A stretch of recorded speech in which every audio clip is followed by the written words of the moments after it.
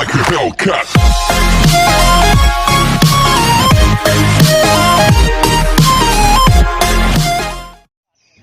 Lên cái cha nè, không có vợt thì nắm đầu nó lôi lên. Rồi, hôm qua ông kia ông ném cái chân miệng cống đó mà lên 3 con to luôn đó. Dạ, từ đây ném cái chân miệng cống đó đó. Ông lên vừa quăng xuống quay bóp ngồi mới là ben gần rồi. To à. Rồi. Hôm qua mưa nó thấm ở đây lên cá nó sút.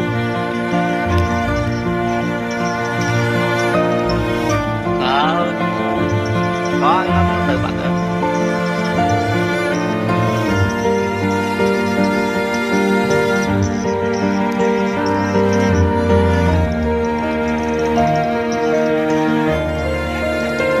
Ném cho xa cho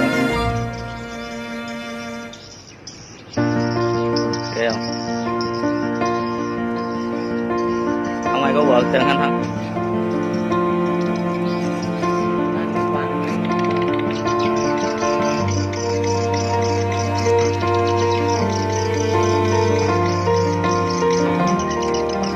Ghê không? Ghê không? Khơi là xuống hồ. Ồ.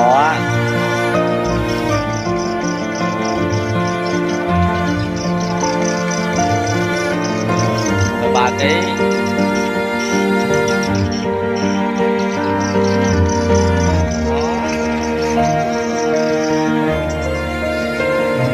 Ghê không? ôm cái eo ông lại.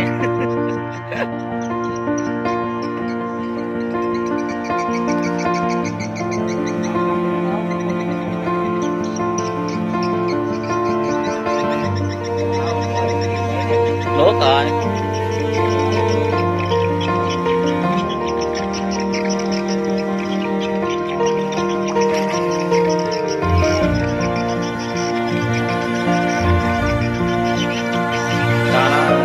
Đầu lên rồi, yếu rồi.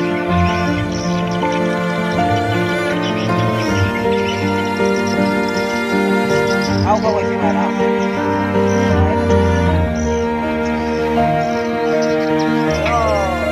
Rồi gãy ngành chết cha.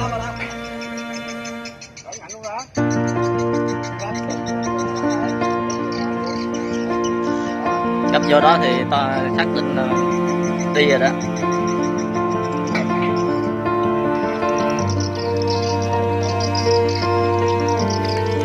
Béo nhà thịt nè.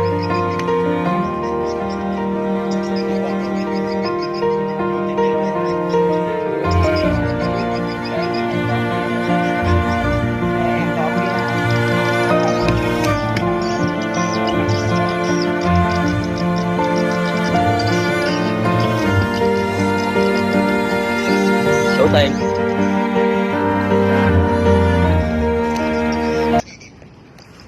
Qua chừng nào đủ 10 phút nghỉ. Ta lên cáo rồi trời không lên. Không đánh cái miệng cống nó ngon lắm á.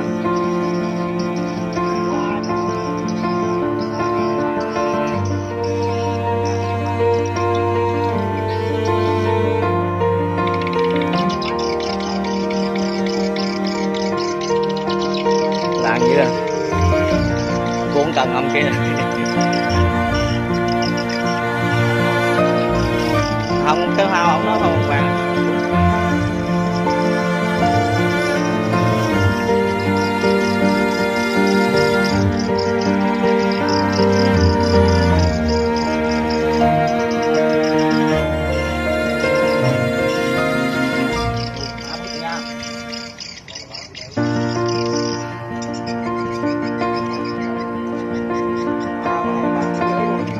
Con thứ hai đó.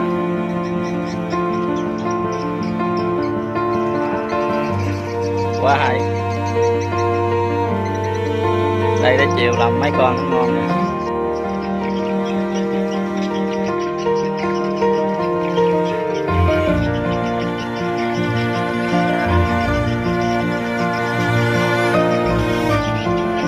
Mệt rồi.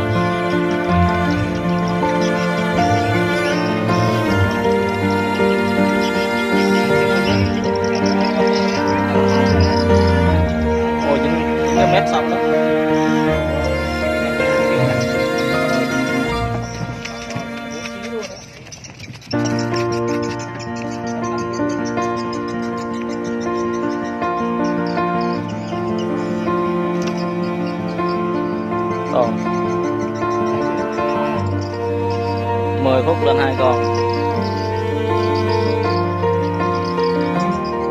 Đủ vốn rồi. Đủ vốn. Sao bụng nó hơn bụng con kia. Hơn bụng con này.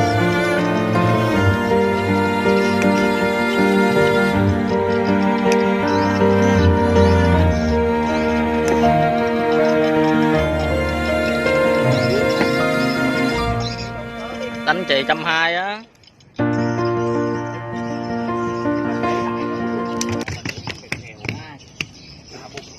Ra là có trứng rồi.